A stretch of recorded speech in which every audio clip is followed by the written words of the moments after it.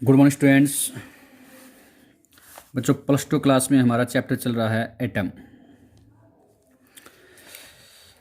हमने अब तक पढ़ चुके हैं बच्चों, रदरफोर्ड एटम मॉडल पढ़ चुके हैं लास्ट डे। रदरफोर्ड का आपके पास एक्सपेरिमेंट था वो पढ़ा है। नेक्स्ट हमारे पास टॉपिक है electron orbit. Electron orbit electron orbit के बारे में डिस्कस करते हैं। तो बच्चों क्या होता है आप सभी समझ सकते हो। इलेक्ट्रॉन जो हमारे पास जैसे ही रिवॉल्व करता है, किसके अराउंड बच्चों? इस न्यूक्लियस के अराउंड ऐसे रिवॉल्व करता है। तो हमारे पास बच्चों दो फोर्स लगते हैं। नंबर फर्स्ट फोर्स हमारे पास है बच्चों FC सेंट्रीफ्यूगल फोर्स। इसकी वैल्यू हमारे पास कितनी होती है बच्चों? mv²/r। क्यों लगता है बच्चों? जो इलेक्ट्रॉन अपने ऑर्बिट के अंदर रिवॉल्व करता रहे, इसलिए हमारे पास एक फोर्स लगता है। कौन सा? Centrifugal force. ठीक है, रिवॉल्विंग के लिए, इलेक्ट्रॉन के रिवॉल्विंग के लगता है mv²/r। Equation first. एक हमारे पास लगता है बच्चों इलेक्ट्रोस्टैटिक फोर्स। इलेक्ट्रोस्टैटिक्स फोर्स किसके बीच में? जो अट्रैक्शन होता है रिवॉल्विंग इलेक्ट्रॉन के बीच में, जो रिवॉल्व कर रहा है अपने इलेक्ट्रॉन अपने ऑर्बिट के अंदर, उसके बीच में, एंड न्यूक्लियस के बीच में, जो हमारे पास न्यूक्लियस है। ठीक है, तो बात करते हैं बच्चों इस न्यूक्लियस और इलेक्ट्रॉन के बीच में जो फोर्स लगता है हमारे पास इलेक्ट्रोस्टैटिक फोर्स। उसकी वैल्यू आप सभी कह सकते हो बच्चों के क्यों हमारे पास E/अपॉन में कह सकते हैं r²। ठीक है, ये हमारे पास इलेक्ट्रोस्टैटिक फोर्स। तो बच्चों हमारे पास इक्वेशन फर्स्ट और सेकंड से देख सकते हैं, दोनों force left hand side equal है तो राइट हैंड साइड भी बराबर होगा। तो हम यहाँ पे निकाल सकते हैं बच्चों mv²/r इक्वल टू हमारे पास कितना हो जाए k। एक इलेक्ट्रॉन के ऊपर चार्ज ले E चलते हैं, एक न्यूक्लियस के ऊपर चार्ज हम E लेके चल रहे हैं, तो हमारे पास कितना हो जाए k E²/r²। ठीक है बच्चों, तो यहाँ से हम r की वैल्यू को भी हम कैलकुलेट कर सकते हैं। तो यहाँ से r हमारे पास एक कैंसिल आउट हो गया, हमारे पास बच गया बच्चों r इक्वल टू हमारे पास बच गया बच्चों k, r ऊपर चला जाएगा k E²/mv²। ये हमारे पास में इलेक्ट्रॉन के रिवॉल्विंग के रेडियस निकल आते हैं इससे। ठीक है, इसको हम इक्वेशन नंबर 3 दे सकते हैं। अब बात करते हैं बच्चों इलेक्ट्रॉन जो रिवॉल्व कर रहा है उसकी kinetic energy and potential energy के बारे में बात करते हैं। तो बच्चों काइनेटिक एनर्जी हमारे पास होती है, काइनेटिक एनर्जी इक्वल टू होती है हमारे पास बच्चों ½ mv²। तो बच्चों क्या कहोगे? Kinetic energy equal to 1/2 mv²। बच्चों यहाँ से हम mv² की वैल्यू को पुट कर सकते हैं। यहाँ से हमारे पास क्या निकल के आया है? mv² इक्वल टू, यहाँ से देखिए दिस इम्प्लाइज एक r cancel, mv² equal to क्या निकल के आया बच्चों? k E²/r। ठीक है, तो mv² की वैल्यू यहाँ से हम mv² की वैल्यू यहाँ से हम यहाँ पुट कर सकते हैं। तो mv² हमारे पास कितना हो गया बच्चों? k E²/r। तो बच्चों काइनेटिक एनर्जी आप कह सकते हो, इलेक्ट्रॉन की काइनेटिक एनर्जी 1/2 k की वैल्यू हमारे पास कितनी होती है बच्चों? 1/4πε0 इनटू में E²/r। तो कितना हो जाएगा बच्चों? इसको आप कह सकते हो E²/8πε0 इनटू में r। ये हमारे पास आ गया बच्चों काइनेटिक एनर्जी। नेक्स्ट निकालते हैं हम बच्चों इलेक्ट्रॉन की पोटेंशियल एनर्जी के बारे में बात करते हैं बच्चों। पोटेंशियल एनर्जी इलेक्ट्रॉन के हमारे पास होता है बच्चों न्यूक्लियस के ऊपर चार्ज E, इलेक्ट्रॉन के ऊपर चार्ज -E/4πε0 इनटू हमारे पास हो जाएगा बच्चों r। ठीक है, तो ये बच्चों आपके पास हो जाएगा माइनस में E²/4πε0 इनटू में r। ये आपके पास हो जाए बच्चों पोटेंशियल एनर्जी। ठीक है, तो यदि हम टोटल एनर्जी के बारे में बात करते हैं, total energy of electron in hydrogen atom, total energy of electron in hydrogen atom. Total energy हमारे पास हो जाएगा बच्चों ई, टोटल हमारे पास हो जाएगा के प्लस में यू, काइनेटिक एनर्जी प्लस में पोटेंशियल एनर्जी। तो इससे आप निकाल सकते हो बच्चों काइनेटिक एनर्जी, आपने जस्ट वैल्यू पुट की थी अभी। काइनेटिक एनर्जी कितनी थी बच्चों, ई स्क्वायर अपॉन में निकल के हमारे पास में 8 पाई एप्सिलॉन नॉट इंटू में आर, प्लस पोटेंशियल एनर्जी हमारे पास कितनी थी बच्चों, माइनस का E square 4 pi epsilon not R, minus का E square 4 pi epsilon not into में आर। ठीक है बच्चों, तो यहाँ से आप देख सकते हो हमारे पास में जैसे ही एल्शियम लेके आता आपके पास में निकल दो, इसमें ऐसे आ जाएगा 8 पाई ले लो आप चाहें, 8 पाई एप्सिलॉन नॉट इनटू में आर। तो यहाँ से तो आपके पास कितना है बच्चों, ए स्क्वायर माइनस में यहाँ पे कितना हो जाएगा 2 ई स्क्वायर। तो बच्चों हमारे पास कितना आ जाएगा वैल्यू, ये माइनस का ए स्क्वायर अपॉन में 8 पाई एप्सिलॉन नॉट इनटू में आर। ठीक है, तो कहने का मतलब हमारे पास में ये टोटल जो एनर्जी निकल के आई है हमारे पास माइनस का E square 8 pi epsilon not into में आर निकल के आई है। ये टोटल एनर्जी निकल के आई है। माइनस का मतलब क्या होता है बच्चों, माइनस का मतलब क्या, हमारे पास में इलेक्ट्रॉन बाउंड है किसके लिए, न्यूक्लियस के अराउंड है, रोटेशन के लिए। ठीक है, जो फ्री नहीं है, कहने मतलब electron is not free to leave the orbit around the nucleus, इस न्यूक्लियस। ठीक है, या हमारे पास जैसे एटम में से न्यूक्लियस के जो इलेक्ट्रॉन रिवॉल्व करते हैं, ठीक है, तो उसी में रिवॉल्व कर रहे हैं, ना कि वो फ्री हैं। ठीक है, माइनस का मतलब क्या है, बाइंडिंग एनर्जी नेगेटिव है आपके पास में, या आप समझ सकते हो बाइंडिंग एनर्जी क्या है, नेगेटिव। इसका मतलब क्या है, इलेक्ट्रॉन फ्री नहीं है। ठीक है, रिवॉल्व आपके पास केवल क्या करता है, वो इलेक्ट्रॉन क्या कर रहा है, रिवॉल्व कर रहा है, कहने मतलब। ठीक है, अपने ऑर्बिट से फ्री नहीं है, कहने मतलब जैसे इलेक्ट्रॉन अपने ऑर्बिट के अंदर है तो ऑर्बिट में ही रिवॉल्व कर रहा है। ठीक है, अपने ऑर्बिट से फ्री नहीं है। ठीक है, इसलिए आपके पास क्या लगता है बच्चों, यहाँ पे माइनस लगा है, कहने मतलब अपने ऑर्बिट के अंदर रिवॉल्व कर रहा है इलेक्ट्रॉन। ठीक है, तो आपके पास ये टॉपिक था। नेक्स्ट हमारे पास क्या बच्चों, एटॉमिक बात करते हैं बच्चों, स्पेक्ट्रा के बारे में। ठीक है बच्चों, बेसिकली एटॉमिक स्पेक्ट्रा होता क्या है, एटॉमिक स्पेक्ट्रा बेसिकली बच्चों एक वेवलेंथ से होती है। स्पेक्ट्रल सीरीज जो बनती है बेसिकली क्या होती है बच्चों, वेवलेंथ। वो वेवलेंथ एक्चुअली में होती क्या है, बात करते हैं। जैसे हमारे पास गैस वेपर्स होते हैं, ठीक है, गैस वेपर से हमने क्या कर दिया, इलेक्ट्रिक करंट पास कर दिया, ठीक है, लो प्रेशर के ऊपर, तो बच्चों एक स्पेसिफिक वेवलेंथ को एमिट करने लग जाते हैं। वो गैस वेपर्स क्या करते हैं, स्पेसिफिक वेवलेंथ को। तो सबसे पहले जो स्पेसिफिक वेवलेंथ को एमिट करते हैं उसका नाम होता है बच्चों लाइन एमिशन स्पेक्ट्रम। ठीक है, line emission spectrum specific wavelength को एमिट करता है। किसको करता है बच्चों, स्पेसिफिक वेवलेंथ एमिट होती है बच्चों। ठीक है, जब भी गैस वेपर से क्या करते हैं, गैस वेपर से करंट पास करते हैं, करंट पास करते हैं गैस वेपर से। ठीक है, तो स्पेसिफिक वेवलेंथ एमिट हो जाती है, उसका नाम क्या है, लाइन एमिशन स्पेक्ट्रा।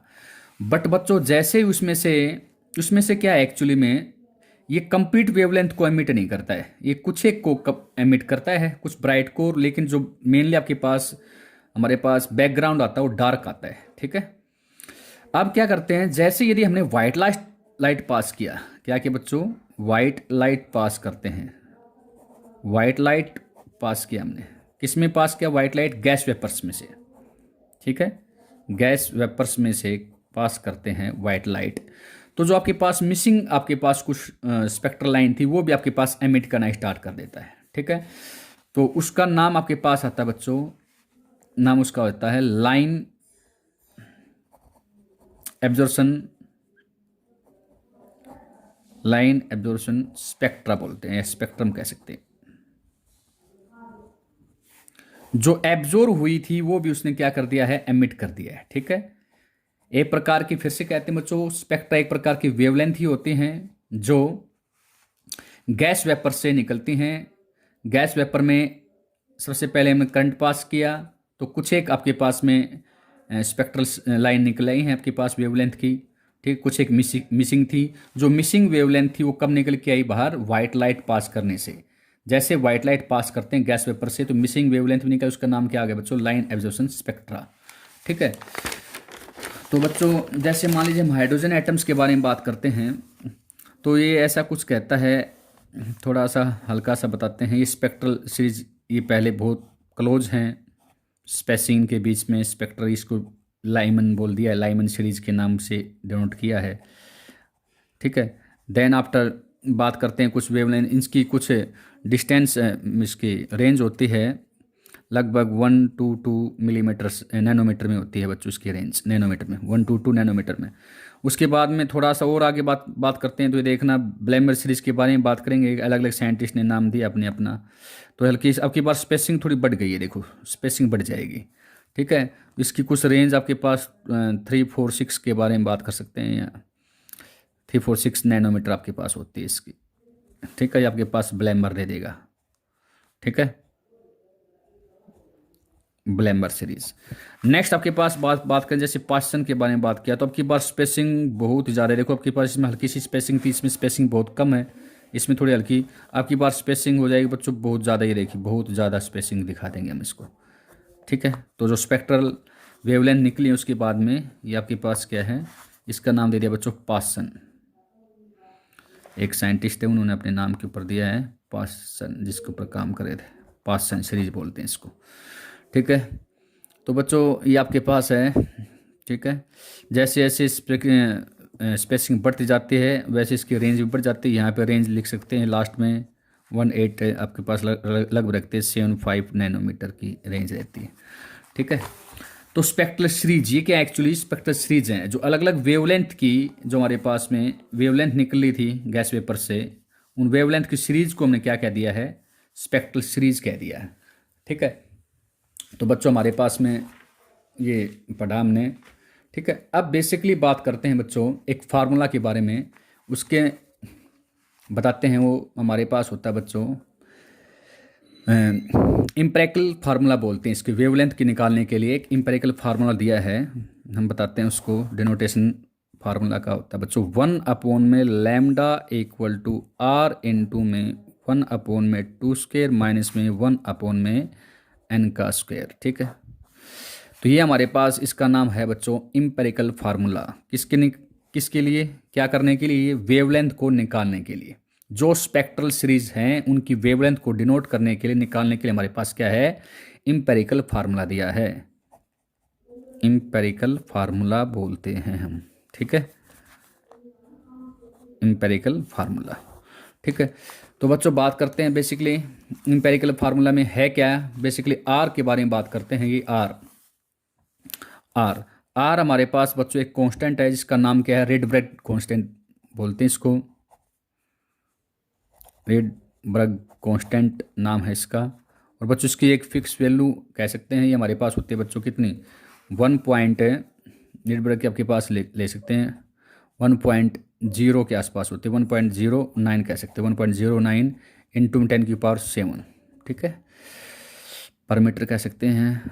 आपके पास इसकी एक फिक्स वैल्यू हो तो 1 के आसपास याद रख लो, 1 इंटू 10⁻⁷ ये याद रख लो बच्चों। ठीक है, 1 इंटू 10⁻⁷ आपके पास होती है। ठीक है, और ये तो आपके पास आर रेडबर्ग कांस्टेंट होगा। लैम्डा हमारे पास वेवलेंथ जो हमें निकालनी है। एन के बारे में बात करते हैं। एन हमारे पास बेसिकली क्या है? इंटीजर। एन क्या हमारे पास में बेसिकली क्या बच्चों? इंटीजर हमारे पास। ठीक है, और इस एन की वैल्यू आपके पास कितनी हो सकती है बच्चों? यहाँ पे 2 है तो यहाँ 2 है तो 2 से आगे एन आपके इंटीजर 2 से आगे कितने हैं? एन बराबर 3 4 5 6। ठीक है, ऐसे ऐसे चलता रहता है बच्चों ये। अब बच्चे सबसे पहले इसमें काफ़ी सारे साइंटिस्ट ने अलग अलग सीरीज़ के बारे में बात किया। जैसे मान लीजिए हम बात करते हैं लेमन सीरीज़ के बारे में।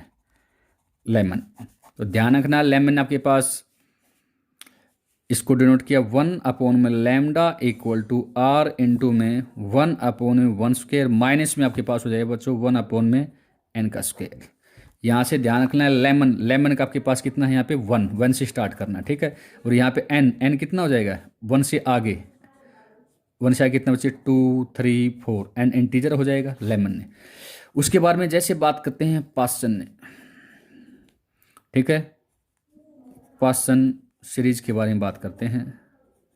पासन सीरीज में फिर से वही 1 में लैम्डा इक्वल टू हमारे पास हो जाएगा बच्चों कितना, आर रेडबर्ग कांस्टेंट अपॉन 1 में आपकी बार 2 तो ये हो गया था, 2 नहीं आपकी बार रहेगा बच्चों 3। ठीक है, आपकी बार हो जाएगा बच्चों कौन सा, ये 3 वाला हो जाएगा। तो ये ऊपर वाला जो दिया था बच्चों ये ब्लैमर के लिए था, ये कह सकते हैं साइंटिस्ट ये कौन से थे, ब्लैमर,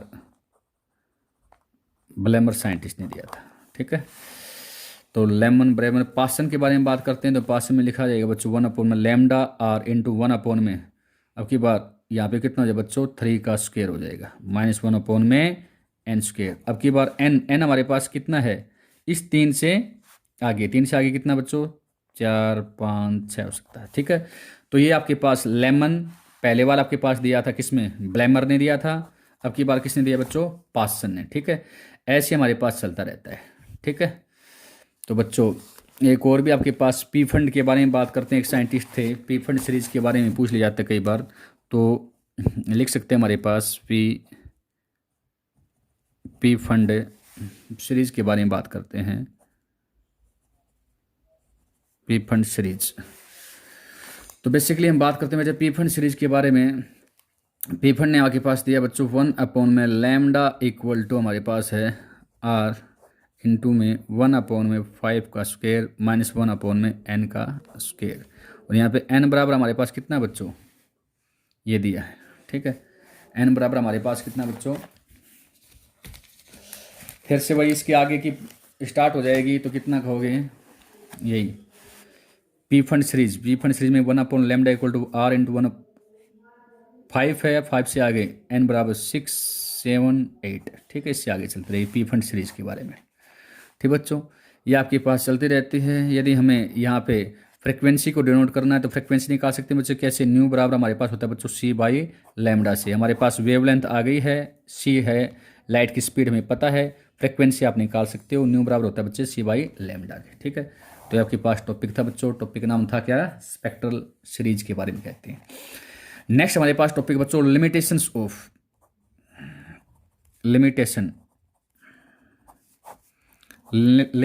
ऑफ रदरफोर्ड मॉडल के बारे में बात करते हैं। Rutherford atom model. ठीक है, एटम मॉडल। तो बेसिकली बात करते हैं बच्चों लिमिटेशन के बारे में। इसकी सबसे बड़ी लिमिटेशन रदरफोर्ड के बारे में बात करते हैं, क्या है, रदरफोर्ड ने बताया कि जैसे हमारे पास ये इलेक्ट्रॉन्स अपने ऑर्बिट में ऐसे रिवॉल्व करते रहते हैं, ऐसे रिवॉल्यूशंस, कई इलेक्ट्रॉन यहाँ रिवॉल्व करता है ये अपने ऑर्बिट में, दूसरा यहाँ, ऐसे इलेक्ट्रॉन यदि रिवॉल्व करते रहते हैं अपने ऑर्बिट के अंदर। ठीक है, न्यूक्लियस के चारों ओर, तो कहता है रिवॉल्व करते कर क्या करते हैं, रिवॉल्व कर रहे हैं इलेक्ट्रॉन अपना रेडिएट करते हैं, radiate energy in form of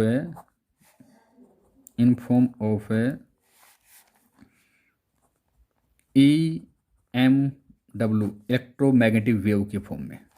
अब क्या कह रहा है रदरफोर्ड के अकॉर्डिंग, जैसे वो इलेक्ट्रॉन रिवॉल्व करेंगे अपने ऑर्बिट में और इलेक्ट्रोमैग्नेटिक वेव को क्या करते रहते हैं, एमिट करते रहते हैं, इस हिसाब से क्या होना चाहिए, वो अपने एनर्जी का क्या करेंगे, वो रिवॉल्व करते करते अपने एनर्जी का लॉस करेंगे, और लॉस करते करते जैसे पहले यहाँ पे है, फिर आपके पास इलेक्ट्रॉन लॉस करते करते एनर्जी का फिर अगले इस ऑर्बिट में आ जाएगा, फिर इस ऑर्बिट में आ जाएगा, और फिर इस ऑर्बिट में आ जाए, ऐसे करके वो यहाँ पे गिर जाता है। तो सबसे बड़ी लिमिटेशन आपकी रदरफोर्ड की क्या हुई, यही कि वो ऐसे बता पाया कि इलेक्ट्रॉन रिवॉल्व करते करते अपनी एनर्जी का क्या करता है, वो लॉस करता रहता है। लॉस करेगा, क्या करेगा, लास्ट में पहले आउटर ऑर्बिट में, फिर थोड़ा थोड़ा इनर में आता रहेगा, लास्ट में कहाँ गिर जाएगा, वो न्यूक्लियस में गिर जाता है। लेकिन हकीकत ऐसा होता नहीं, हकीकत क्या होता है, इलेक्ट्रॉन अपने ऑर्बिट में, अपने फिक्स ऑर्बिट में क्या करते रहते हैं बच्चों, रोटेट करते रहते हैं, मतलब रिवॉल्व करते रहते हैं। ठीक है बच्चों, तो हमारे पास इसकी लिमिटेशन है। ठीक है, तो ये हमारे आपके पास में टॉपिक है जो आपको ध्यान रखना है। एक आपके पास बच्चों इसकी जो मेनली बताते हैं EM वेव की, जो हमारे पास में उसके बारे में डिस्कस नहीं कर पाए। ये इलेक्ट्रोमैग्नेटिक वेव है, और जो इलेक्ट्रॉन है जो रिवॉल्व कर रहे हैं, रिवॉल्व करते करते जो आपके पास एनर्जी बताया, आपके पास रेडिएट एनर्जी होती है EMW, मतलब electromagnetic and electron and electron के मोमेंटम के बारे में भी आपके पास सही से डिस्कस नहीं कर पाया। ये क्या है मोमेंटम, इलेक्ट्रॉन एंड इलेक्ट्रोमैग्नेटिक जो वेव रेडिएट करता है उसका मोमेंटम को भी ये एक्सप्लेन नहीं कर पाया। ठीक है, इसलिए आपके पास मेन बेसिकली आपके पास ये लिमिटेशन है। ठीक है, रदरफोर्ड एटम मॉडल की। तो बच्चों नेक्स्ट हम पढ़ेंगे इसको कैसे किसने ठीक किया है, इसके ऊपर अच्छी कुछ एडवांस फीचर्स के ऊपर काम करके नई थ्योरी दिया है उसने आपके पास बोर। नेक्स्ट हम पढ़ेंगे बच्चों Bohr model of hydrogen atom. ठीक है, जिसकी लिमिटेशन को क्या करता है बच्चों, पूरा करता है। Thank you very much, have a nice day.